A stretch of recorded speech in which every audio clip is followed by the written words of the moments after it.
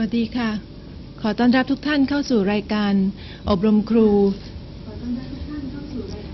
ของมูลนิธิการศึกษาทางไกลผ่านดาวเทียมในรายการ English Language Teaching DBC Series ดิฉันขอเรียนเชิญท่านเลขาธิการมูลนิธิการศึกษาทางไกลผ่านดาวเทียมดร.นงนุช ชาญ ปริยาวาทีวงศ์กล่าวนำเพื่อนำเข้าสู่รายการค่ะขอบคุณค่ะSawadee and good morning to all. The chairman of Distance Learning Foundation, Mr. Kwankaew Wachirothai, is now in the meeting. Is now attend the meeting in Paris. Yeah, and he asked me to give a few words on his behalf. I like to make a small remark.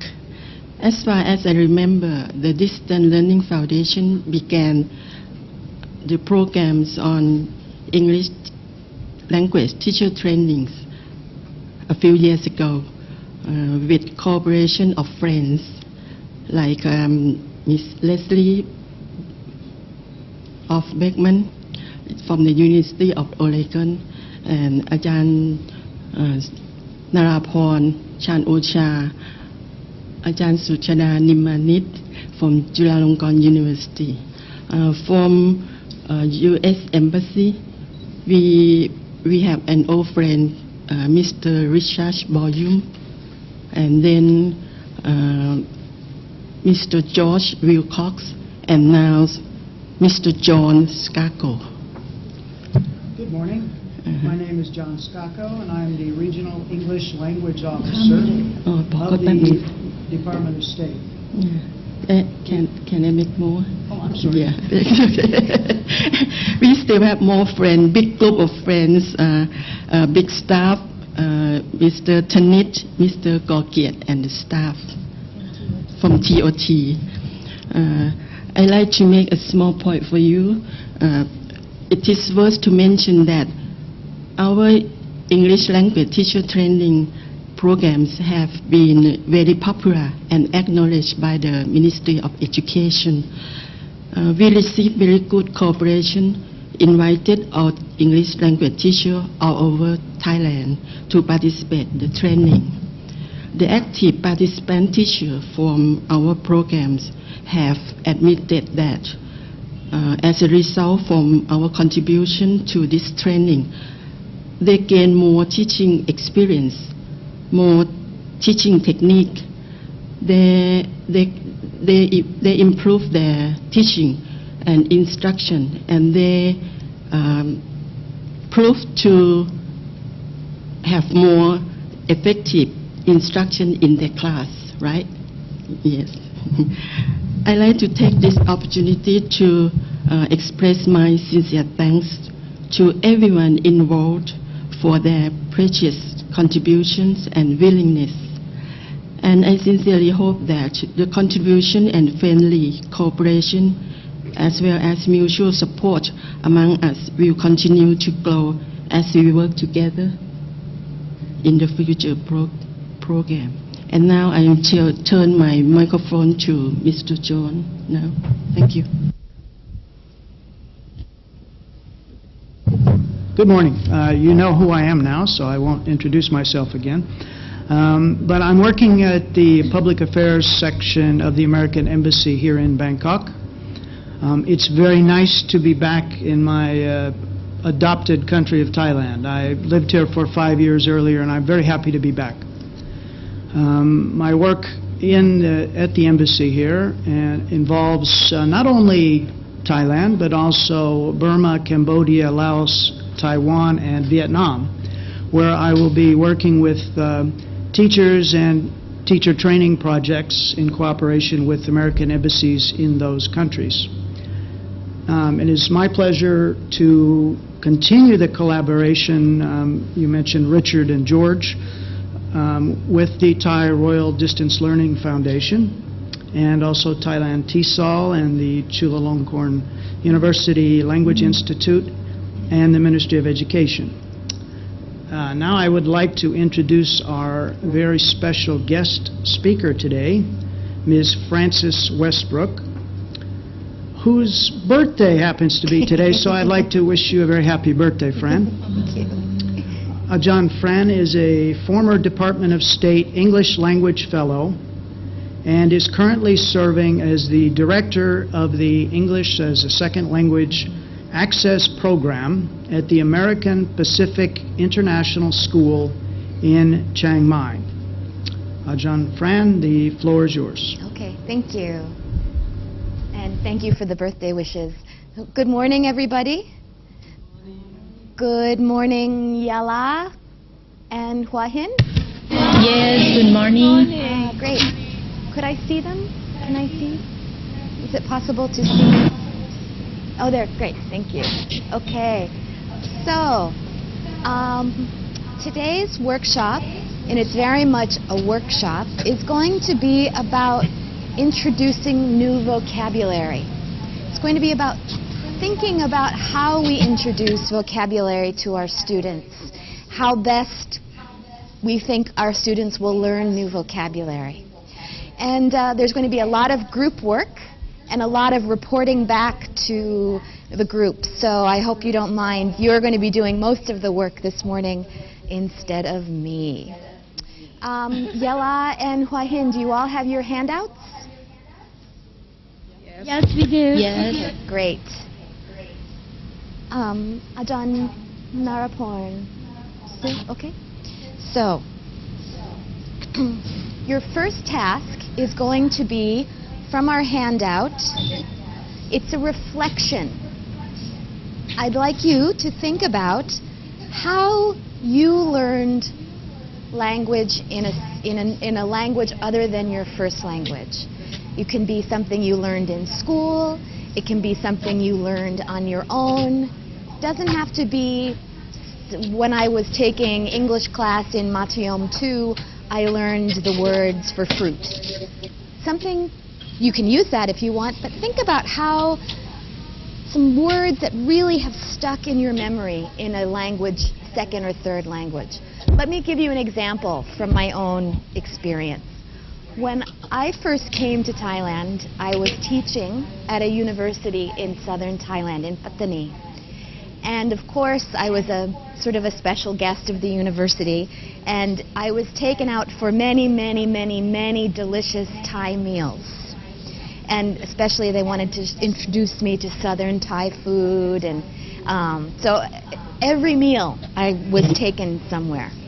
And the food was wonderful, but they kept wanting me to eat more and more and more. So probably the first phrase I learned in Thai was im lao. Im lao. Yeah, im lao. Khap kun kha im lao. Because if I didn't, I would have exploded. So there's an example from sort of a real life learning situation. Let me give you another example from when I was learning German in school. I studied German beginning when I was 12. And I learned the word for hat, which is Hut. It's similar to English, but it really stuck because we learned a little song about a hat.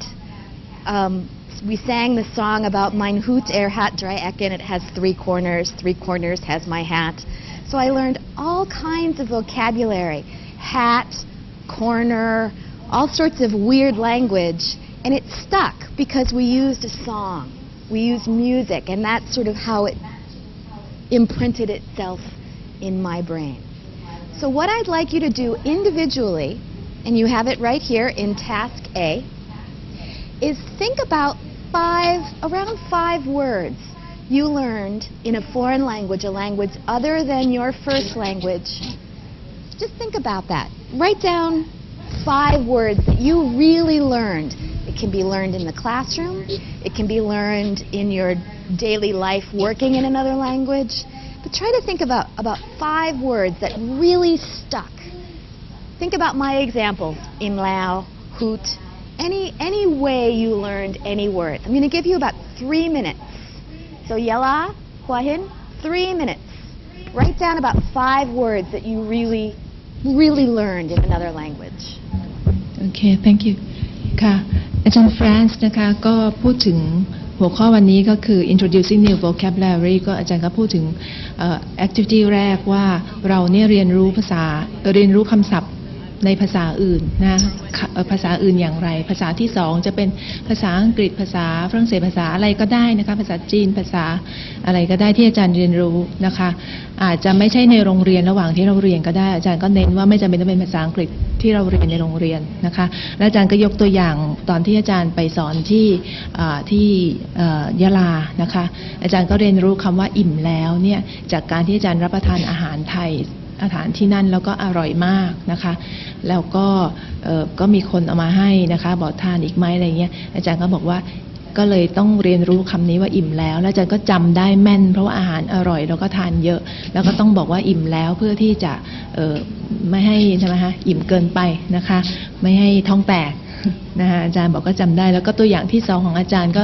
เป็นภาษาเยอรมันนะคะซึ่งอาจารย์บอกว่าเรียนรู้จากเพลงนะคะและในเพลงนั้นเนี่ยอาจารย์ก็จำได้คำภาษาเยอรมันนะคะเพราะนั้นอันนี้ก็นอกห้องเรียนใช่ไหมคะตัวอย่างเพราะนั้นของอาจารย์ก็เหมือนกันนะคะกิจกรรมแรกคิด5 คำนะคะคำ5 คำในภาษาอื่นนะคะที่อาจารย์เรียนรู้นะคะแล้วยังติดใจจำแม่นเลยนะคะคือเรียนรู้หมายความว่าเรียนรู้ว่าคำนี้คืออะไรใช้อะไรยังไงแล้วก็จำได้แม่นแล้วก็อย่างไรนะคะอาจารย์เรียนรู้อย่างไรคำ5 คำทำไมอาจารย์ถึงได้จำได้แม่นค่ะให้เวลา3 นาทีค่ะอาจารย์เชิญค่ะ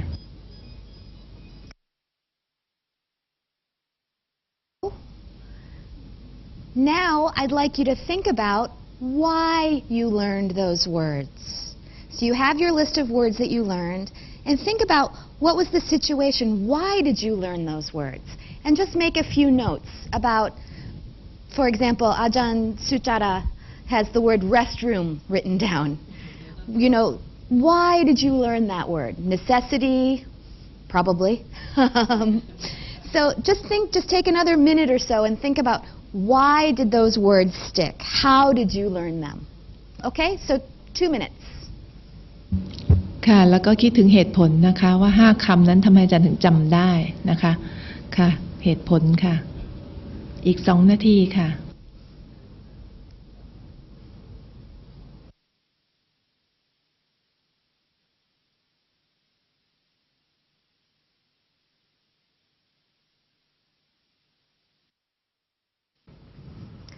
Okay, now I'd like you to find a partner or a group of 3, and I'd like you to share the words you learned and why you learned them.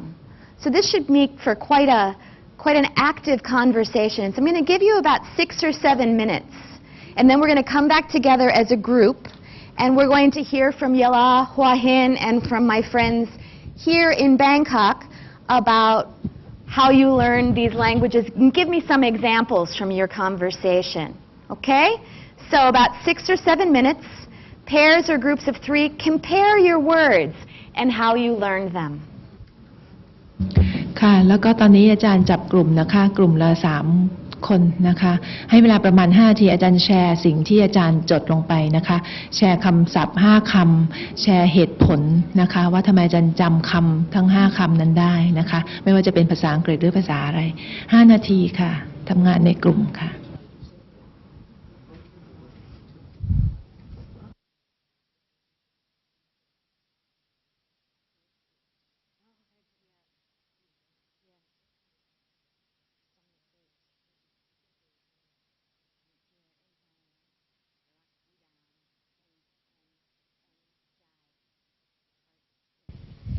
Okay. All right. So let's come back together as one large group. And I will ask for some volunteers from here in Bangkok and in Yala and Hua Hin. And I will make some notes on the whiteboard of some reasons that people have learned their new words. Okay? So why don't let's start with Bangkok. Ajahn Suchara, in your group, what are some of the reasons or examples of words you learned and how did you learn them? Thank you. they have a lot of interesting experience. Great. Really? I try to separate a broken word into small part Okay. for me to remember that word.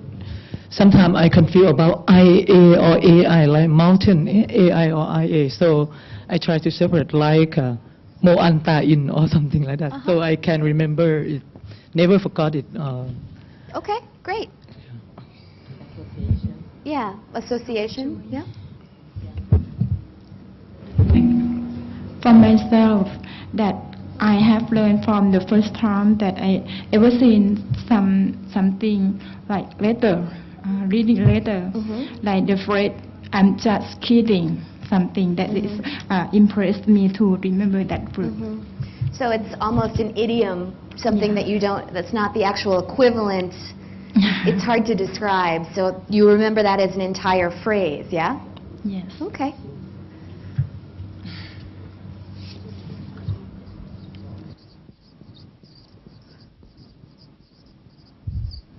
Okay, and Ajahn Manisa.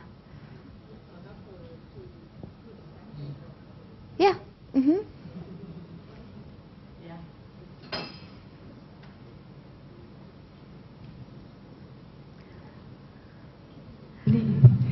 Okay.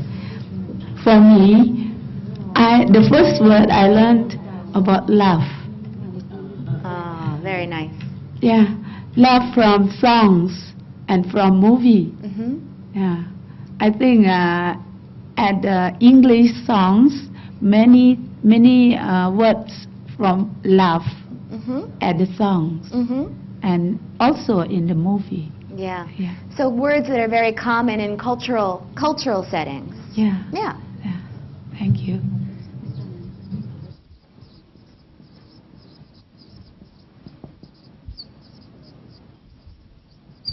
I know for me, another word I learned early in Thai was jai.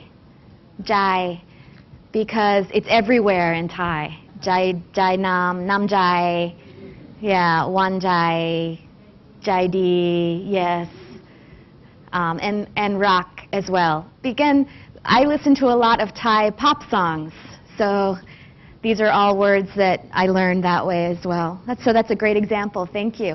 And let's hear from the ladies in the back. For our groups, we have learned the new vocabulary by, that I mentioned to speak the language with the friend. So we use the very easy word and try to use very often. Like I have learned Chinese. It's very hard for me to learn, so I remember just the common word, how, pu hao, how ma. That means good, not good. And we use this word for communicate with the friend every time we use. So when I ask my friend how ma, my friend tell me pu hao. That's not good, something like that. Okay. And we use just the small word, short word and easy word, so we can remember. You use a very important word there, and that is use. Actually using language to communicate will help you retain it. I was giving some people an example when I was studying German, or even if I need to look up a word in Thai and I use a dictionary, I will remember that word for about 2 seconds, and then it's gone, because I didn't have to work to learn that word. I wasn't communicating with it. I was using it for maybe one specific incident, and then it would be gone. So using language is a very important part of why we remember new vocabulary.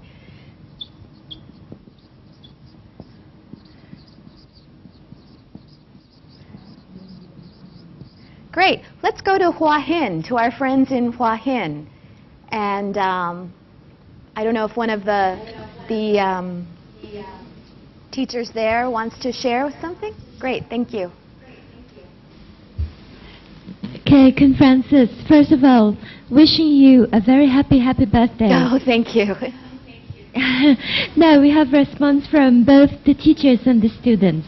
So I'll let them talk to you one by one. Okay. Hello from Hua Hin.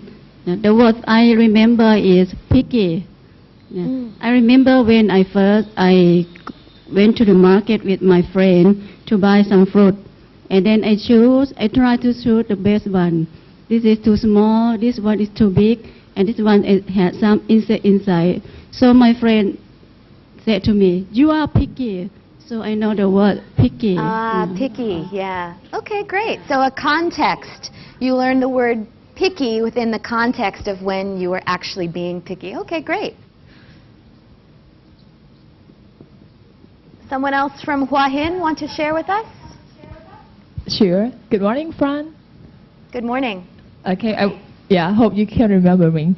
Okay, I would like to share my experience. I learned the word the ant when I was young because my teacher showed the picture to me and she drilled it every day. A ant mod every day. So this was stuck on my head because of the picture and the drilling. Okay, so pictures, visuals, and repetition. Great. Yeah, both very, very important.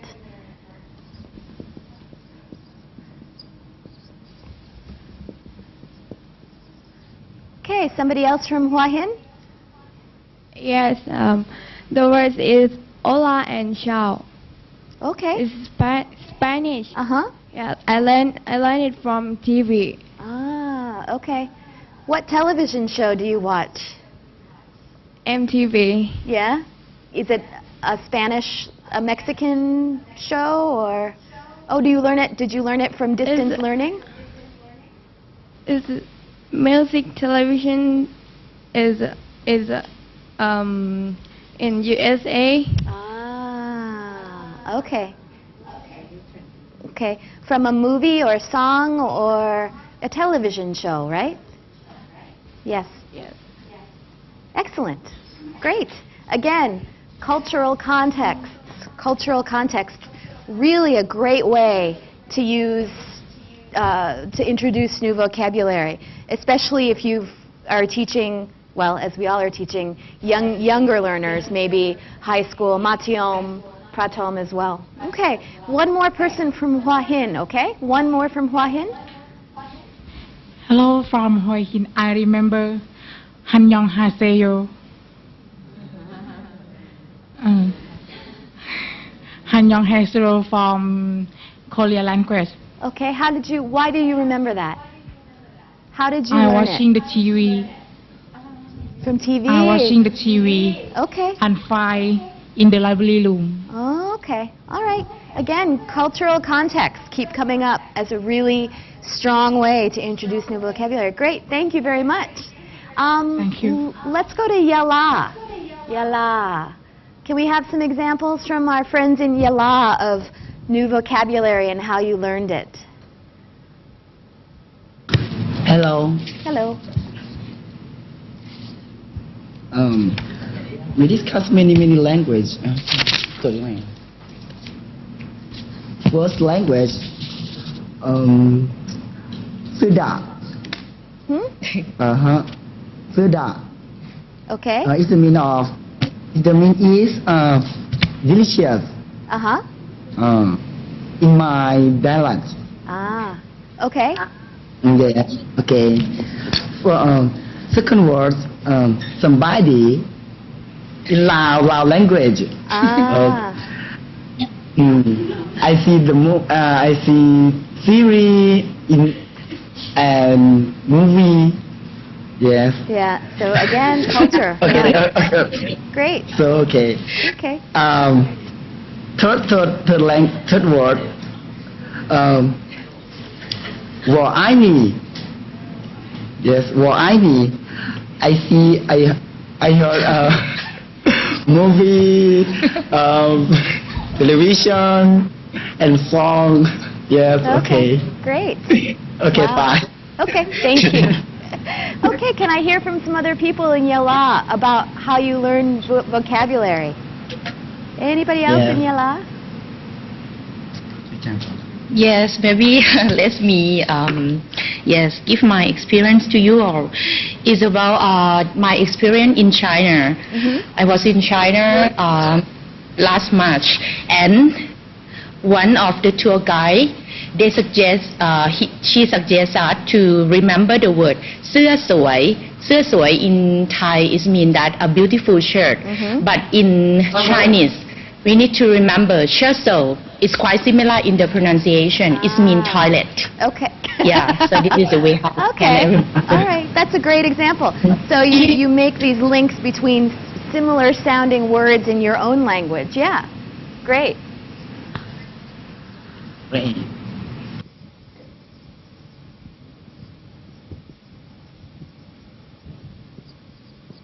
I know when I learned the word for passion fruit, salalot. Sauralot? Sauralot. I think about it as if it were saparot, but sour. Sour pineapple to me is passion fruit. So yeah, using sounds to compare words it's a great technique. Can I have two more from Yela and then we'll move on? Two more? One more from Yela? Yeah, maybe the other word is Bondsure, because I was studying French when I was in Matayom 4 to 6, and so I do remember this word. Bonjour is means สวัสดี สวัสดีค่ะ Yeah. Yeah, Right. so this. Yeah, and that was probably taught early and often in French class. So did your teacher make you repeat it a lot of times? I know when I was studying German, you say hello, guten Morgen, and that was probably the first thing I learned, and every day we'd say, oh, guten Morgen. She'd say, guten Morgen. So again, through repetition and using it very much. Okay, great. So you've got a nice list here of different ways that you've learned language and why you remember it. We've got different strategies from separating words into sections, remembering a phrase, which is sort of like my in lao. At that point, I didn't realize that it meant full already. I just remembered it as one lexical item, as one chunk of language. Again, common words in culture comes up again and again, especially with some of our students. You can see how much people absorb through television, through movies, through songs. Through using new language, actually working with that language to make meaning helps it to actually move from your short-term memory into your longer-term memory, or to actually acquire the word, as some linguists say. Context, learning it within a specific context. Again, im lao, context of eating and being very full. Visuals, great example from Hua Hin. Visuals are a really strong way to, especially if you are or your students are visual learners, can really help introduce some new language. Repetition, which I misspelled.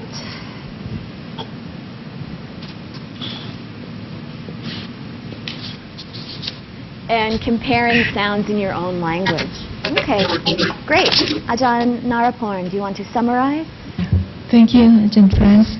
ค่ะก็จากที่อาจารย์ทั้งที่กรุงเทพหัวหินแล้วก็ยะลานะคะได้นำเสนอนะคะผลงานในกลุ่มที่คำศัพท์แล้วก็เหตุผลของการจำคำนั้นนะคะในภาษาอื่นก็อาจารย์แฟรนซ์ก็สรุปได้ว่าสรุปให้ว่าวิธีแรกนะคะคือการแยกคำนะคะเป็นส่วนๆนะคะแต่นี้จะมีข้อสังเกตนิดนึงนะคะคือว่าอาจจะไม่ค่อยเหมาะกับการที่เราจะสอน pronunciation นะคะเพราะว่าเด็กไทยเนี่ยถ้าเขาจำอย่างนั้นแล้วเขาเอาไปออกเสียงเนี่ยอาจจะผิดไปเลยก็ได้นะคะแล้วก็วิธีที่สองก็คือจำเป็นphrase เป็นวลีนะคะแล้วก็คือถ้าจำเป็นทั้งวลีเลยเนี่ยก็จะได้ความหมายนะแล้วก็วิธีที่3ก็ ซึ่งเยอะมากนะคะทั้งอาจารย์ทั้งนักเรียนทั้งนักศึกษานะคะใน3ที่เนี่ยก็ได้พูดถึงมากๆคือการจำผ่านทาง culture วัฒนธรรมซึ่งหมายถึงทั้งเวลาเราดูภาพยนตร์นะคะฟังเพลงอะไรอย่างนั้นแล้วก็วิธีที่4ที่สำคัญที่สุดนะคะก็คือการนำคำนั้นไปใช้นะคะใช้บ่อยๆนะคะก็อย่างเช่นคำว่า Bondsure เมื่อกี้นี้ของอาจารย์นะคะก็เวลาเรียนภาษาฝรั่งเศสเวลาคุณครูเข้ามาเราก็ต้องลุกขึ้นยืนใช่ไหมคะแล้วก็Bonjourนะคะเหมือนเวลาเราพูดภาษาไทยก็สวัสดีคุณครูอะไรอย่างนั้นนะคะก็พูดทุกครั้งนะคะก็นำไปใช้วิธีถัดมาก็คือ context ก็คือบริบทนะคะที่เราใช้คำนั้นอย่างตัวอย่างที่อาจารย์ท่านหนึ่งยกตัวอย่างมาไปดูไปเลือกซื้อหนังสือนะคะเลือกซื้อของแล้วก็เล่มนู้นก็ไม่เอาเล่มนี้ไม่เอาของสิ่งนั้นสิ่งนี้ไม่เอาเพื่อนก็บ่นมาพิกกี้อย่างนี้เป็นต้นก็คือใน context นั้นว่าช่างเลือกอะไรอย่างเงี้ยนะคะแล้วก็อีกวิธีนึงคือ visuals คือมีภาพให้เห็นนะคะหรืออาจจะเป็น realia คือของจริงก็ได้นะคะสอนแล้วก็มีภาพให้ดูมีของจริงให้ดูเราก็จะจำคำนั้นได้แล้วก็อีกอันนึงก็คือการนำไปใช้ซ้ำๆนะคะ repetition นะคะการใช้คำนั้นซ้ำๆนะคะก็จะทำให้เราเรียนรู้คำนั้นได้ดีจำได้แม่นค่ะค่ะ Thank you. Okay. So now you've all had an opportunity to think about how you as human beings learn language. Now we're going to take it and think about how best to apply this in the classroom. So I'm going to ask you to look at your handouts again.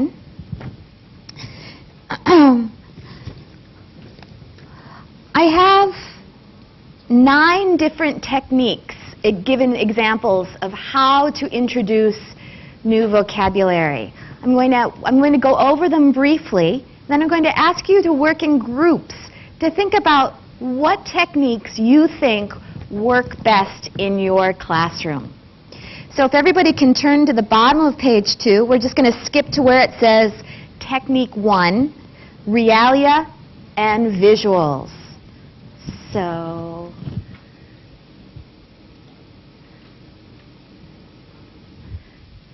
and I gave you an example. Can you push it over a little bit? So, there we go. Thank you. Technique 1 is Realia and Visuals. Show real objects or pictures of real objects to your learners. The example is the topic of the unit is cooking. The teacher brings the following kitchen tools into class and shows them to the learners. Bowl, whisk, fork, spoon, knife, wooden spoon. He then cooks something using the items and repeating new words often. So technique 1 is visuals and realia. Okay. Technique number 2 is on page 3, and it is word building. Use parts of words to help learners build words or guess their meaning. For example, prefixes in English can change the meaning of a root word. So word building. It's technique 2. Technique 3 is matching. Learners match words to words, i.e. synonyms or opposites or sentences, definitions or pictures. So find these nouns in the text and match them with the definitions. So this would be a technique that you would use with your students when they are reading something, helping them use context clues to figure out what a word means. So that's technique 3, matching. Technique 4 is total physical response, or TPR. Link new vocabulary being introduced to physical movement or using the senses if possible. For example, when introducing table, ask students to come up and touch the teacher's table.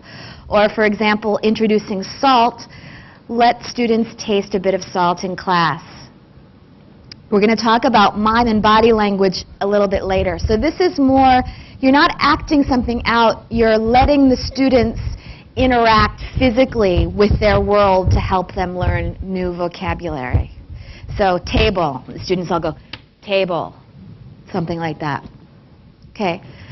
Technique 5 is guessing from a specific context, using the context surrounding a word to guess its meaning. So here we have a table from the weather of a newspaper, and they have to use the clues to figure out what various vocabulary words mean in this particular text. Okay. Technique number 6, which is on the top of page 5, use words learners already know to teach them similar words. The example, learners read a text and have to find the words in the text which mean the following: very thin, short and fat, very large, identical, tiny, crying. It's similar to the matching exercise, but it's a little bit more work on the student's part. Okay. Technique 7, examples. Give examples of words you want to introduce in a written or spoken text. For example, the teacher wants to introduce the word fruit. She explains you can eat fruit and there are various kinds: apples, bananas, peaches, oranges, etc. The class knows the words for some individual fruits already. She then asks the learners for more examples of fruit. So using language to explain, using English to explain an English language term. Technique 8 is mime or body language. The teacher uses mime and body language to introduce new vocabulary. The example, the teacher uses actions to show the meaning of specific verbs. The teacher jumps to illustrate jump, hides behind a chair to illustrate hide or disappear. Okay. And finally, number 9 is, there are 10, excuse me.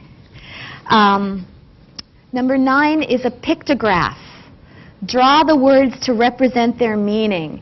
And you can see large is written in big, large letters, and cold looks like it's made out of ice cubes. Heavy looks like it's all the way down on the ground. So using visual ideas of what the word means to help you draw it on the board. And then, finally, number 10 is dictionaries. Learners use an English Learner's Dictionary to check meaning.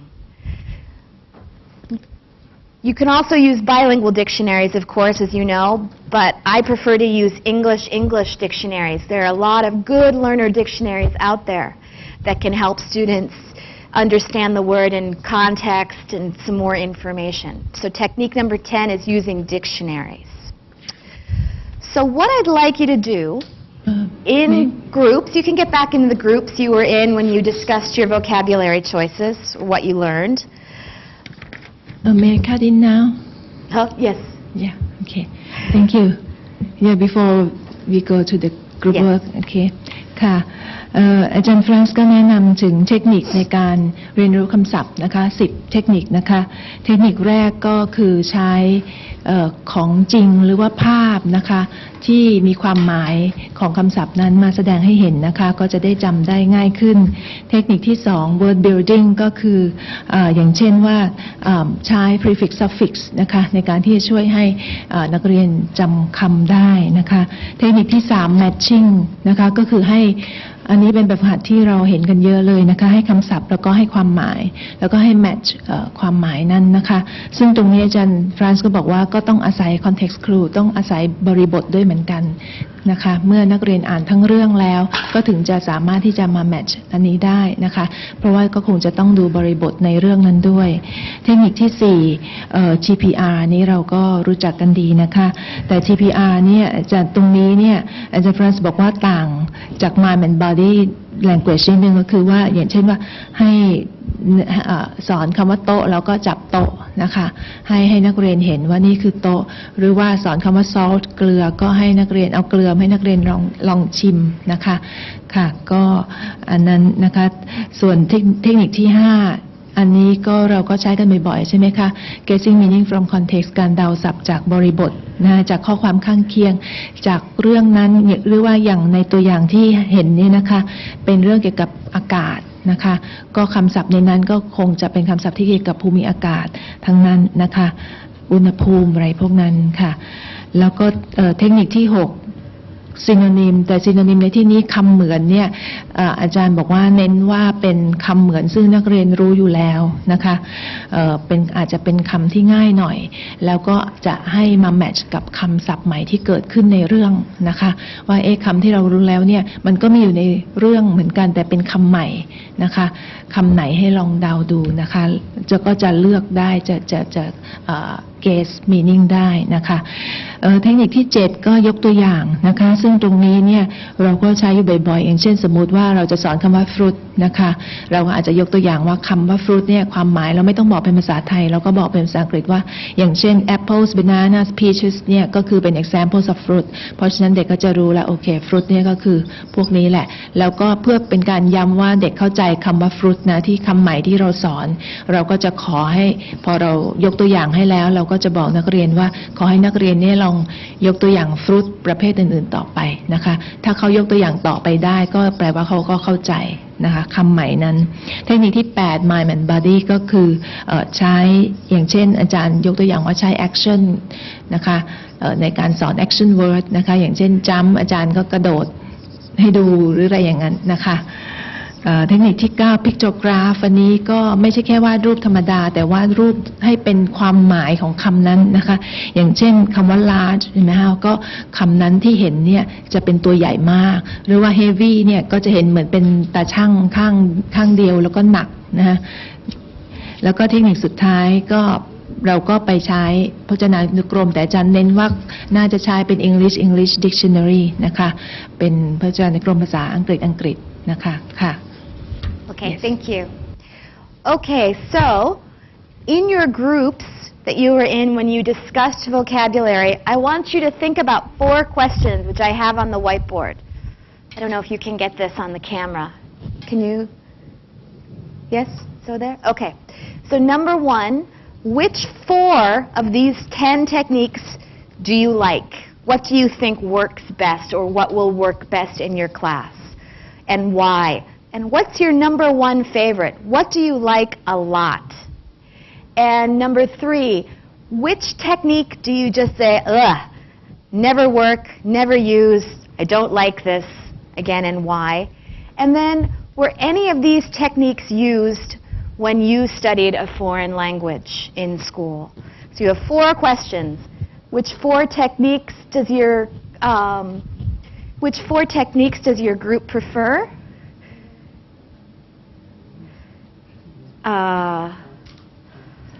What 1 technique do you think is the best that would make the word stick the best?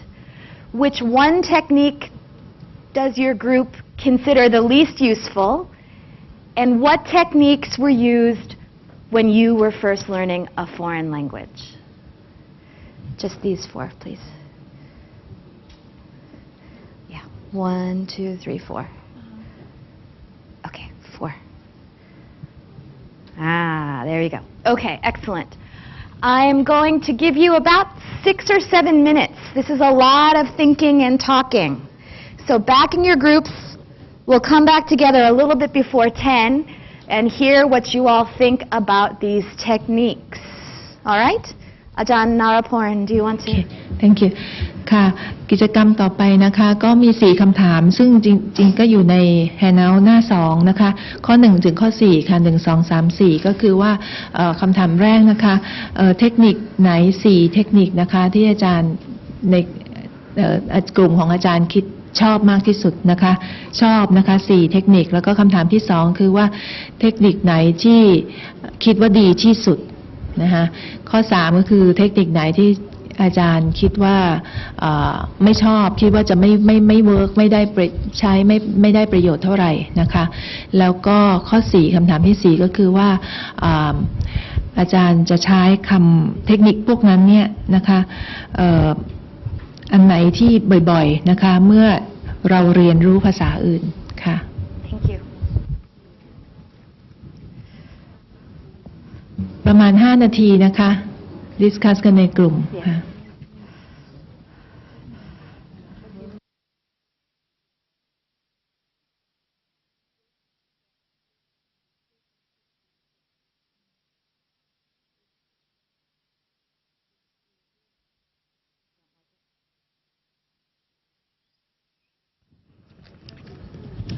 Okay, let's come back together. Let's come back together as a large group. Okay. So, let's come back together in a large group. Thank you. So I'm curious. I'd like to hear, and I'm going to make some notes about what techniques you liked, what techniques you thought were the best, and what technique you would never use. Okay? So let's start with Yala this time, because you went last the last time. So Yala, what are some of the techniques that you liked? Anybody? What did you think were techniques that you liked? The first question. What were the 4 techniques you thought, okay, yeah, these will work?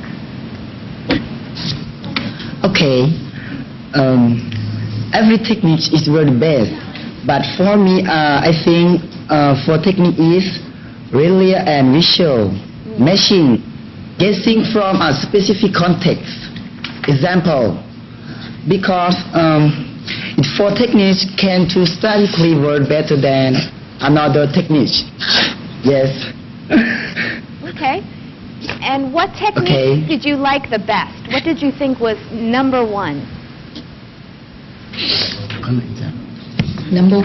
Yeah, what did you think, this is the best one? Really and visual. Okay, why? Because see the thing. Yes. Yes, because we can see the real things without any imagination. Because we can see the real thing. Yes. Okay. And what about techniques that you just really didn't like? You think, ugh, never work. I'll never use this.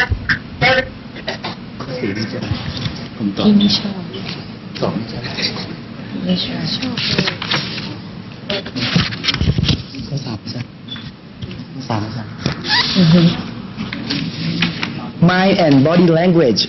Ah, interesting. You don't like that technique. Why? Yes, because if the teacher she don't jumping, running, okay. so I think mind and body language is done best for me. Okay, so maybe the teacher doesn't seem like such a teacher when they're jumping and running around. Jumping and running. Okay, you don't like that. Okay. It's not for everyone, that's for sure. I've had to learn to leave my ego at the door sometimes and do some really ridiculous things to introduce new vocabulary, but that's not for everyone. So these are very, very personal decisions as well. Excellent. Anybody else in Yala? Things you liked, you really liked, and really hated. Can I get one more group from Yala to report on your procedure?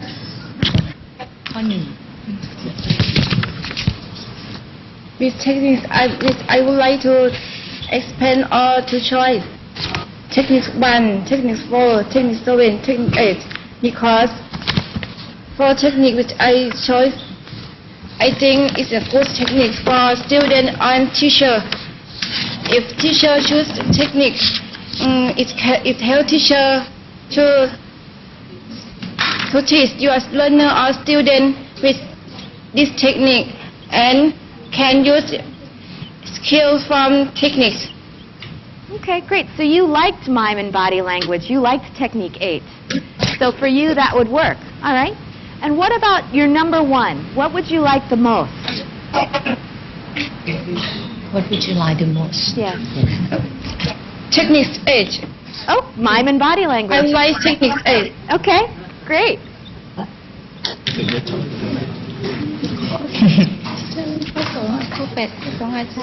And what about my chop? Didn't like it at all. Blech. What's your one thing that you just think, no, not going to work? My chop. ไม่ชอบ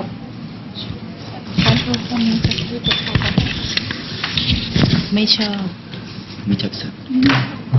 Yes, that's true. Just tell. Yeah.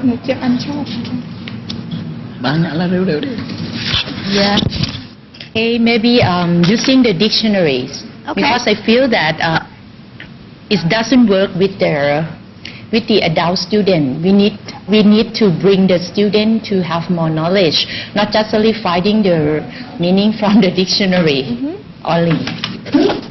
Okay, great. Thank you. That's all. Excellent. Thank you. So let's go to Hua Hin. Hua Hin, and hear about some of the techniques you liked the best, and what you really didn't like.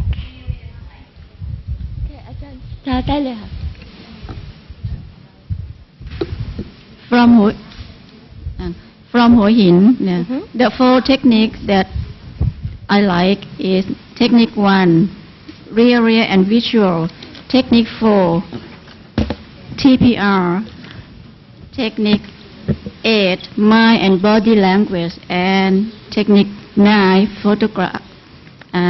Pictograph. Pictographs, great. And yes, and the one that my group like best is technique 1, real and visual, because student can remember from what they saw.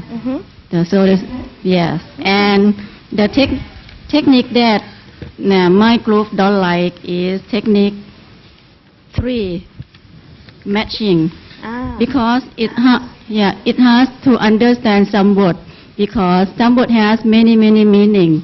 So sometimes it's hard to understand. Yeah. We were talking about this a little bit. I was talking about it with Bangkok people.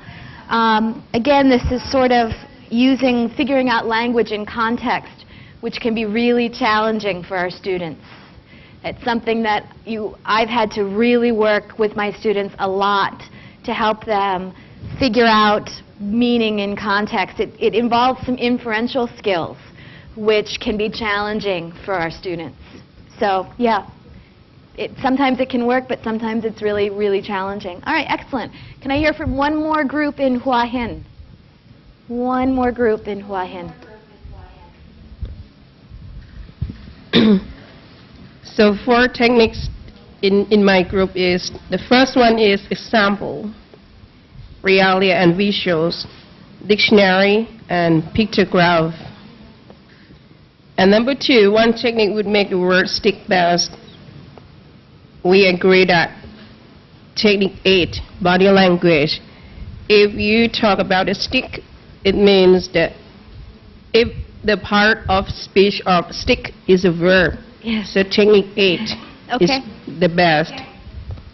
And the last one, technique 5, because it's quite difficult, but it depends on the student's level. Thank you.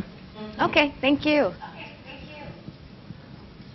And great, and let's hear from 2 groups here in Bangkok. 2 groups in Bangkok. Can we start with the ladies in the back? For our group, we are from the primary school. Okay. Okay. So the technique that is very best for us, for technique is number 1, real and visual, and number 4, TPR, number 7, example, and number 8, mind and body language. Okay. And for the best technique of our group is number 8, because the student learn from playing. They happy to learn, and from and number 3 is number 5. Number 5 is a specific context, because our students are very young. It's hard, it's very difficult for them. Yeah. You bring up an excellent point, that not all techniques, even not all good techniques, are appropriate for all levels of learners.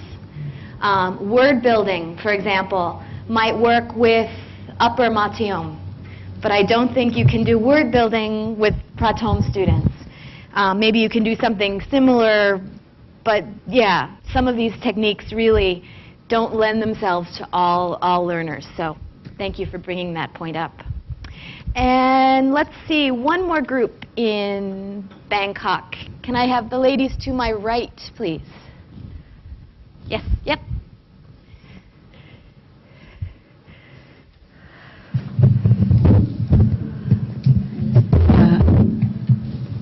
For my group, we have 4 techniques.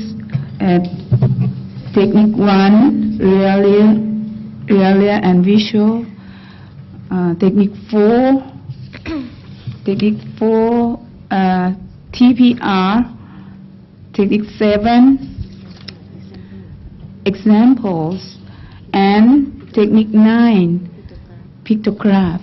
Okay. Technique that I like, my group like very much is number 1, technique 1, realia and visual, because it is easy to understand for my students, and learning with real object can make fast to remembering. Yeah. For dislike, I don't like about technique 5. Technique 5, guessing from specific context. It's hard for Thai students. They don't have any words in collection in their mind, in their memory, so they cannot recall the meaning of the words. The last one, for me, I like dictionary. For me, the first I study English, I like to take dictionary with me. Anytime, anywhere I went, I took it with myself, because when I have some problem about new word, I can check it.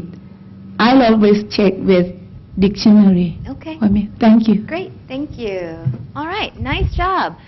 So, pretty much everyone hates this context. It can be a challenging technique. I think it's a worthwhile technique to use, especially if you have students that are planning on studying further. Maybe they want to study abroad, which means they're going to have to take some very specific tests. They're going to run into words on tests where they're not going to be able to use dictionaries or ask their friends. So they need some kind of tool to help them be able to figure out what a word means without reaching for the dictionary or asking their friend or asking their teachers.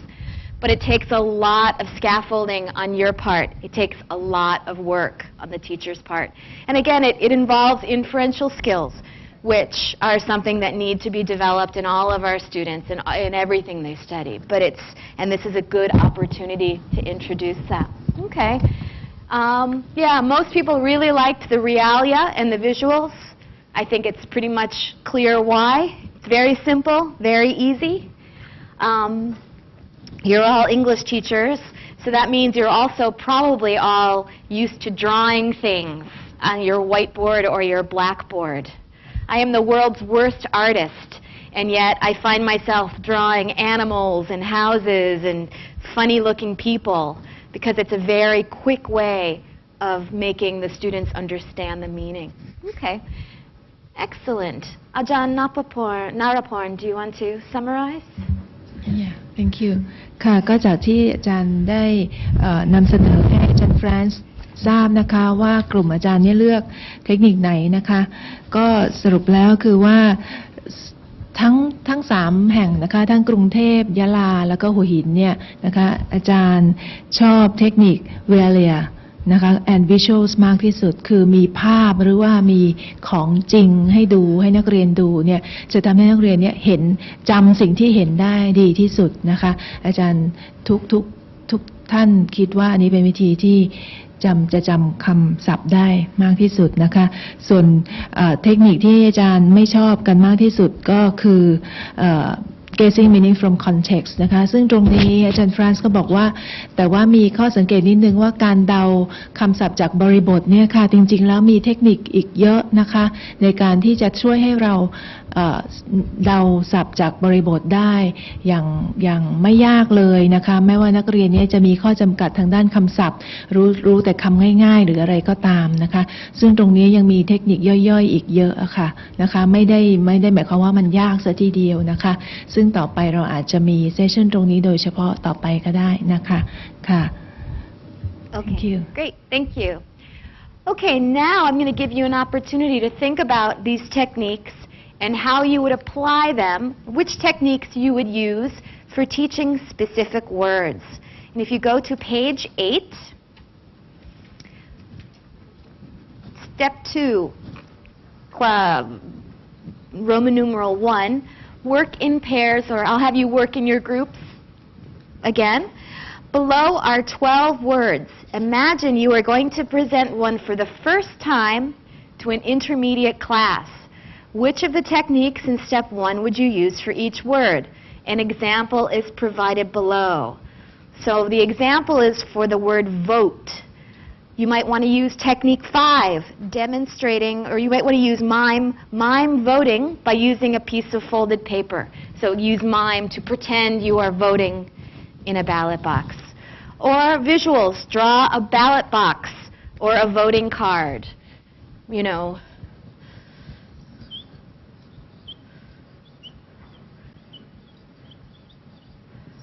So quickly sketch a voting card on the board and pretend to be voting. All right? So in your groups, look at these words and decide what techniques do you think you could use to introduce these words. We're running a little bit short on time. Oh, not terribly. So I'm going to ask you to do this quite quickly. So I'm going to give you about 4 minutes. And really, we've talked about these techniques enough. 4 minutes really should be enough time. So just think very quickly, what techniques could you use to introduce these words? ค่ะ Yes. ค่ะกิจกรรมสุดท้ายนะคะก็คือให้คำศัพท์อาจารย์ฟรานซ์ให้คำศัพท์มา12 คำนะคะแล้วก็ยกตัวอย่างคำว่า vote คำแรกนะคะอาจารย์ดูคำ12 คำนี้แล้วก็ลองคิดซิว่าจะใช้เทคนิคไหน1 ใน 10 เทคนิคสำหรับการสอนคำศัพท์แต่ละคำให้เวลาประมาณ4 นาทีคิดเป็นกลุ่มเหมือนเดิมนะคะอาจารย์ยกตัวอย่าง vote คำว่า vote ให้แล้วว่าอาจจะใช้ mime หรือว่าใช้ visuals ก็ได้อาจารย์ลองคิดคำอื่นนะคะค่ะด่วนเร็วนิดนึงนะคะค่ะ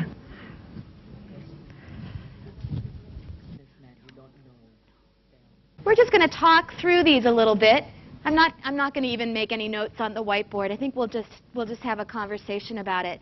And I'll ask for a few people from each location to just maybe 1 or 2 people to talk about the different words, what techniques they think they would use. We've talked about vote a little bit. Let's talk about disappear. Disappear. So anyone from Bangkok, what technique would you use to introduce the word disappear? Anyone from Bangkok? Anyone in this room with me?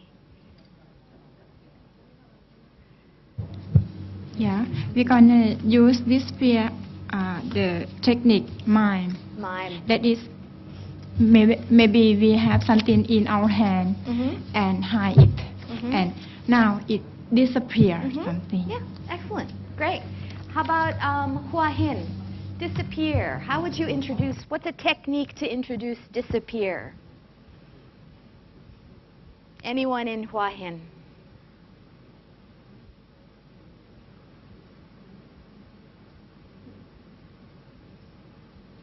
We use gesture like her. Just maybe put the book on the desk and hide it under the desk and tell, oh, now the book is disappear. Okay. Okay, we use like Bangkok. Great. Thank you. And Yala, anything different? Same or different? Different, yes. Okay. Use prefix, suffix word. We use the word building technique. Okay. Because we will teach the prefix words first and then say about the root word. Okay. And then yes. Yeah, so words, this meaning no and appear. All right, great. Perfect. Thank you. What about tiger? Let's start with Yala, since I've got you on my screen. Tiger. Tiger, I use visual because I can draw a picture of tiger. Good. You're a talented woman. Excellent. Thank you. And Hua Hin, tiger. Anything visuals was a suggestion. I think it's an excellent one. My friend said that we bring a tiger into the classroom, but I think we cannot. So we will show the picture of the tiger. All right, so good. it Yeah, is that could be a little visual. dangerous. Yeah. Especially before lunchtime. Tiger's hungry. And Bangkok, anything different? Visuals? Visuals, yeah. Pretty, yeah. You could always do body language or mime. Maybe. Okay, what about skinny? Skinny. And let's start with Hua Hin. Skinny. How would you introduce the word skinny? We use synonym or pictograph. Okay. Good. Yala? Use techniques, use synonym techniques or pictograph because this technique can show about someone for very thin. Okay, good. And Bangkok, skinny. Good. Picture? Picture of some models or something like that to Okay. show that Yeah. how thin Thin, they yeah. are. Or, Skinny tends in American English has a sort of a negative connotation. I see. Too thin, too thin. And Ajahn said that we can give some example like at the first time she 50 kilogram and then now Okay. there's something like that. Oh, I think this one also lends itself to pictograph.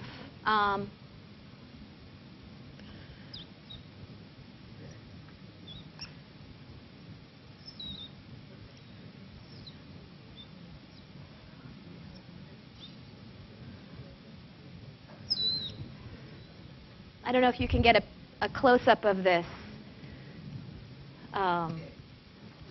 So using very thin letters to write skinny. Okay. All right, what about wonderful? Wonderful. This is a little bit more abstract. So Yala, wonderful. Mime and body language. Mime because wonderful. Yeah. Wonderful. Okay. And Hua Hin, wonderful. How would you introduce wonderful? Hua Hin. Hua Hin. Wonderful.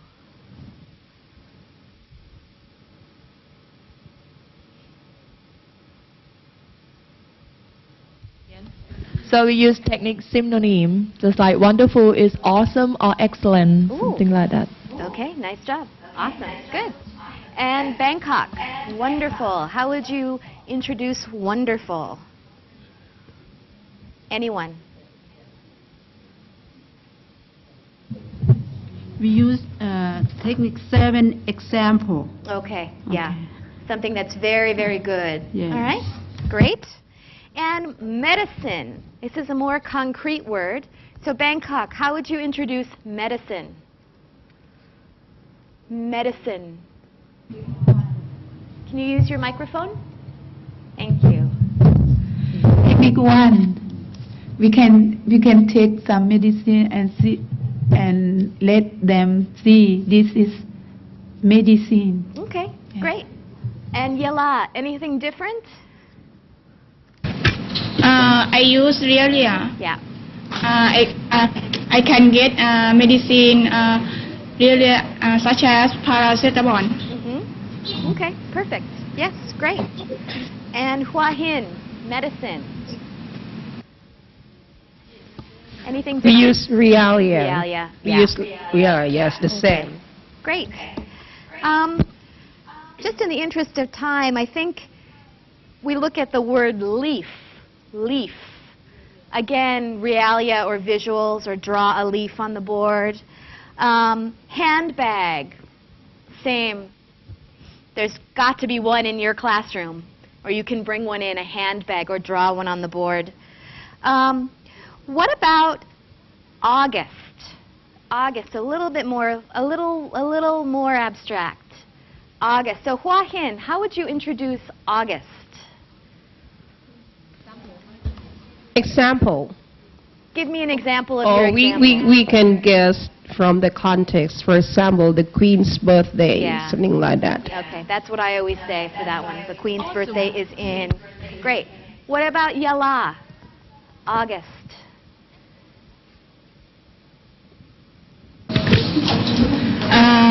Guessing. Okay. I can, yes. Guessing. I can tell them about August is the 8th month of the year. Okay, great. Perfect. Bangkok, August.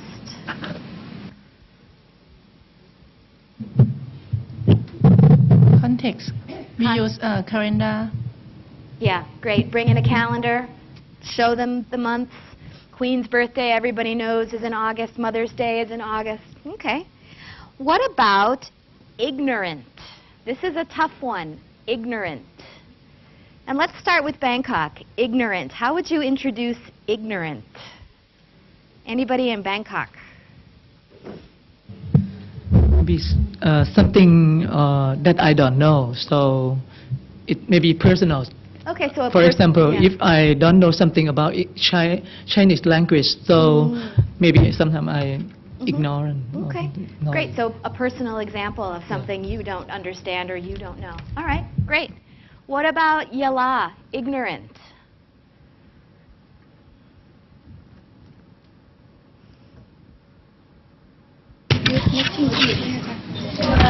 I use meeting techniques for ignorance because ignorance show about someone to don't like or don't understand in the context or the listen. Okay, great, perfect. Again, good example. Okay. And Hua Hin, how would you introduce ignorant? Dictionary. Dictionary, okay. All right. Sometimes that's that's a tough one. Ignorant, pretty abstract. And then, what about if I may, then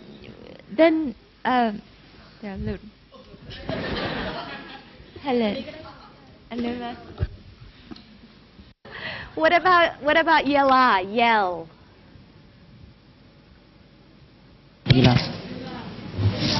We can choose mime and body language. Okay, good, yeah. I have come here. So I'm not sure what your colleagues would think if they walked by and heard your entire class going, wah! But, okay. And Bangkok, anything different introducing yell? Same? We use body language by yell, hell, hello. Kind of thing, yeah. Okay, yes. Oh. I use body language like this. Ah, okay. Yeah, all right. And strong, our last word is strong. Yella, how would you introduce strong? Choosing mime and body language too. Okay. Just strong. Okay. Strong. Okay. Very nice. And Hua Hin, how would you introduce strong?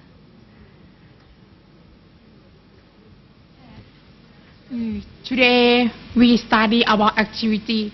The teacher asked to do action strong. Okay. Excellent. Yeah, good and job. The students guess meaning of vocabulary. Okay. Very nice. Thank you. Thank you. And Bangkok, how would you introduce strong? I agree that miming is quite clear, but sometimes we can use pictograph like two picture, one person strong or picture and one weak or something like that. Opposite meaning. Yeah, that's good. One of the ajans here, I'm sorry, I don't know your name, uses antonyms as a way of introducing the opposite meaning of something, and that can be a very clear way of clarifying meaning. Okay, great. So I think we've had a good day of, do you need to? Okay. We've had a good day of thinking about how you learned, so reflecting, then evaluating techniques, and then applying them to actually some words to introducing your classroom. One thing I want to say before we wrap up that was brought to my attention, if we go back to where you were evaluating techniques, and none of you liked the technique of figuring out words in context, my colleagues pointed out that, interestingly enough, when you were talking about your own experience learning a second language, context, cultural context was huge. You learned English from movies, from songs, from television shows. So I think we were looking at the meaning of context perhaps too narrowly, because context is a great way to introduce language to your students. So that was a good point brought up to me by one of my colleagues, so I want to thank you for that. So we've got about 10 minutes left for questions. Any questions, comments? Share some of your experiences introducing vocabulary in the classroom, or even sharing about when you were learning a language. Did your teachers use any of these techniques? I can tell you when I was learning German, they didn't. So. Thank you ค่ะก็ก่อนที่ตอนนี้อาจารย์ลองถ้ามีคำถามนะคะอาจารย์ฟรานซ์ถามว่ามีคำถามอะไรที่ถามไม่รู้จะแชร์อะไรไหมนะคะก็ขอที่อาจารย์ฟรานซ์สรุปเมื่อกี้นี้นะคะว่าเทคนิคในกิจกรรมสุดท้ายที่อาจารย์แนะนำกับคำศัพท์12คำนั้นก็มีหลากหลายมากมายนะคะซึ่งก็เป็นสิ่งซึ่งที่น่ายินดีว่าอาจารย์ก็น่าจะได้ใช้เทคนิคเหล่านี้บ่อยๆแล้วก็อาจารย์ก็มีข้อสังเกตนิดนึงว่าในกิจกรรมแรกเลยค่ะที่ให้อาจารย์นึกคำศัพท์มาสัก 3-4 คำที่อาจารย์ได้เรียนรู้ด้วยตนเองเนี่ยว่าเทคนิคอะไรเนี่ยจริงๆแล้วเนี่ย context เนี่ยเป็นคำตอบที่มากที่สุดตรงนั้นนะคะที่อาจารย์ยกมาในครั้งแรกโดยเฉพาะ cultural context ที่เกี่ยวกับวัฒนธรรมผ่านทางเพลงหนังที่เราดูนะคะอะไรที่เราอ่านที่ฟังเนี่ยนะคะเพราะฉะนั้น context เนี่ยในความหมายของเทคนิคที่อาจารย์ให้เนี่ยอาจารย์บอกว่าอาจารย์ฟรานซ์บอกว่าเราอาจจะตีความ context นั้นแคบไปนิดนึง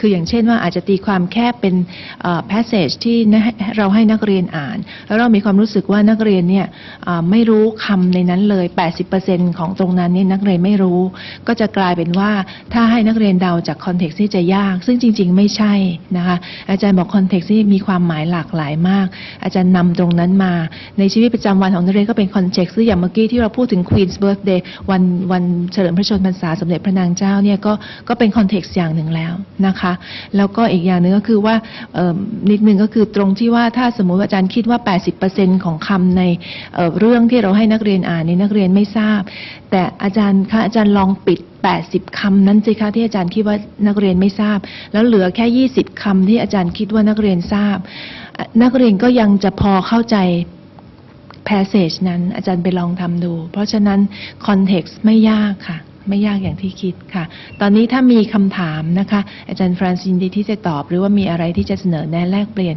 จากทั้ง3แห่งนะคะค่ะ Okay, thank you. So, when you were learning English or French or German or any language, did your teachers use any of the techniques we've discussed today in your classes? Yes, can you share with us a little bit?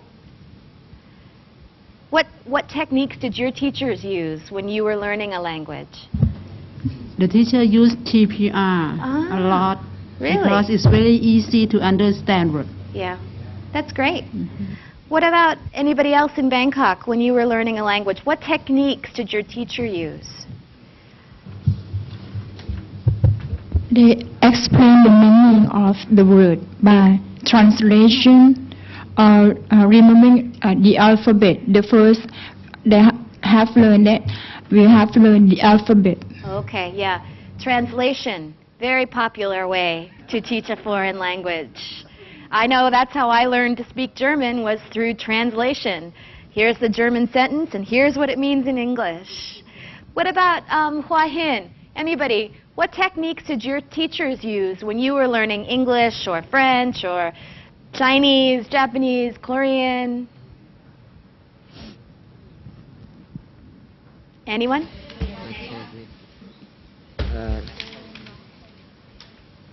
We have a lot of students with us, so I think you should come up with something. Technique for real life, TPR. Okay. I want to my teacher use it from teach to our. Okay, so you like that technique? You think it works? Okay, great. Anyone else? Anyone else in Hua Hin? What strategies did your teachers use when you were learning? Any of the teachers in Hua Hin when you were learning a language?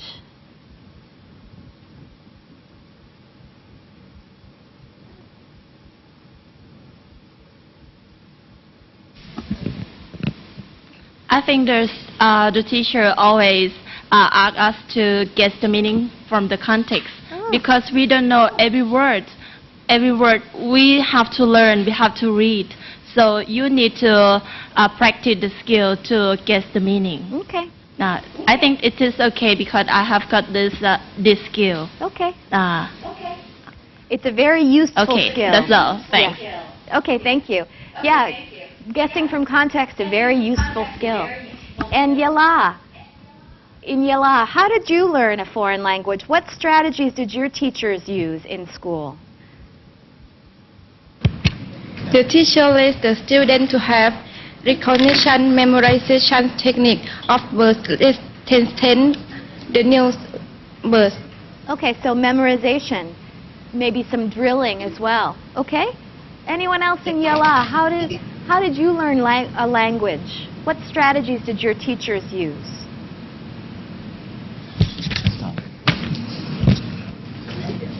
Yes, as I am a teacher, I always use the mind and body language with my student, because I'm teaching drama course, and I feel that to use the body language and let the student to show their ability how to gesture, how to how to make the new words by their action. That's so good. When you yourself were learning English, did your teacher use body language with you? When you were a student? Rarely. Seldom. They seldom use it. So why? I just change their methodology when I teach my student. Okay, great. Yeah. It's really helpful for me to look back on my learning experiences, because they really influence the way I teach, both positively and negatively. So I always have to be reflecting on what I'm doing, and am I doing this simply because this is how I was taught, or am I doing it because it's an effective way in the classroom? So it's good to sort of compare how we were taught as to how we teach now. Okay. So we've got, thank you. Do you want to summarize, or it's okay? All right. We've got approximately 3 minutes left, so that means we can have one question for each location. So any questions? Yala.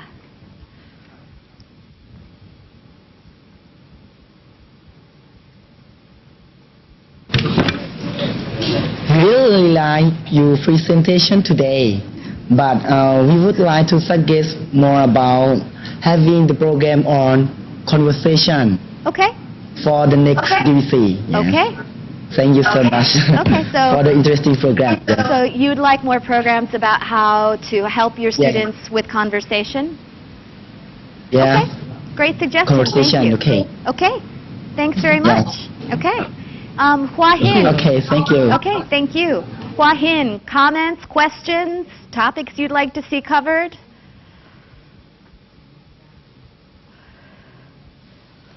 Just comments, maybe.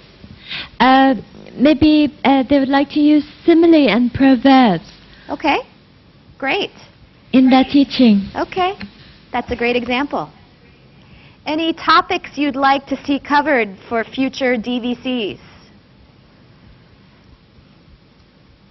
We had a suggestion of conversation from Yala. Any other topics you might be interested in? Yes, this is just from the student because they really like your programs, and so they think that if we have the chance to have the presenter, that the presenter come to Yala, that would be the nice opportunity for us. Okay, all right. Would we have a chance maybe someday? Yeah. Someday, sure. There's always a chance. Okay, welcome to Yala. Welcome to Yala. I have been to Yala, actually. One time, when I lived in Pattani. I had to go to the vet there. All right, great, thank you. And Bangkok, questions, comments? We have 1.5 minutes left. Questions? Please, comments?